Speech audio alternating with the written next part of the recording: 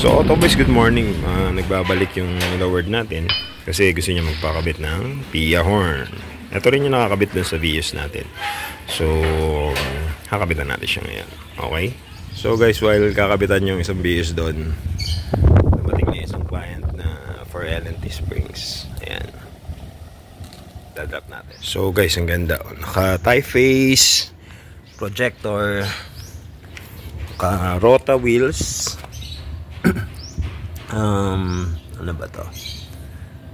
205 45 17. So fender gap check natin kahit nasa labas pa siya. Sikip yung 4, luwag yung 3, so 3.5 na lang. Then yung rear 3, sakto. Siguro naka dual BBTI ito, kaya ganun yung fender gap, or hindi ko pa alam kung may subwoofer. Then 3 din, sakto yung rear right. Then yung front 4, diba? So either parking level or talagang mas mataas yung front niya. I think dual BBTI ito, kaya ganun. Teka, baka masilip. Ayan, parang may rubber lifter pa to. Parang rubber lifter kasi hindi ganyan ang goma ng stock. Okay.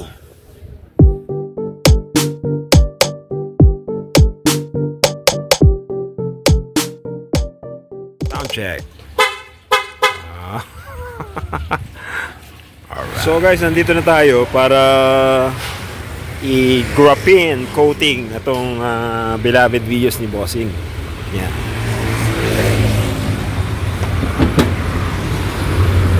So marami siyang mga watermarks ba to or ano. So sana matanggal. Tingnan natin ang mga gagawa na. Makinis pa naman siya for a second hand unit, pero marami na siyang impurities.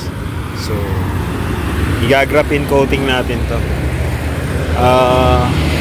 Nga lang maulan, so choice ni boss kung kunin niya mamaya after finish or tomorrow na lang para mas kita niya yung magiging result.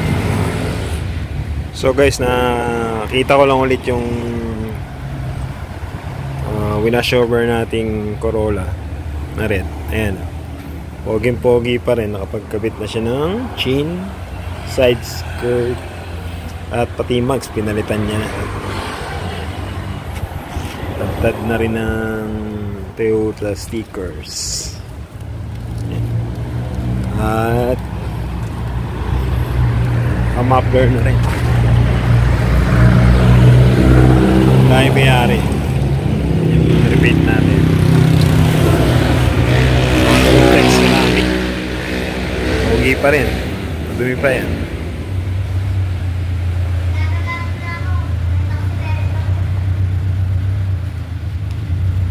Hindi na pala niya inaangat yan pag nilalabas?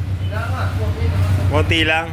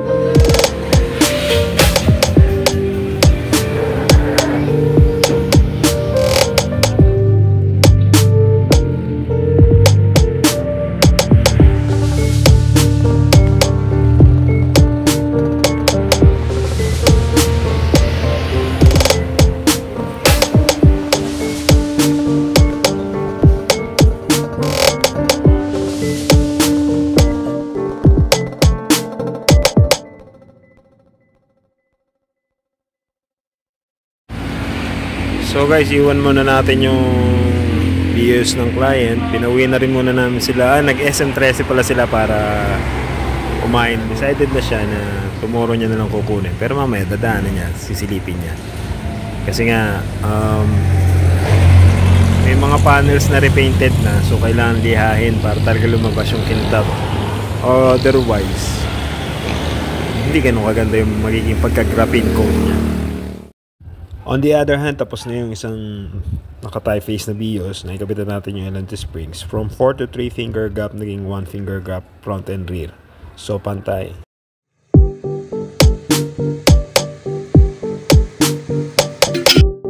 Thank you!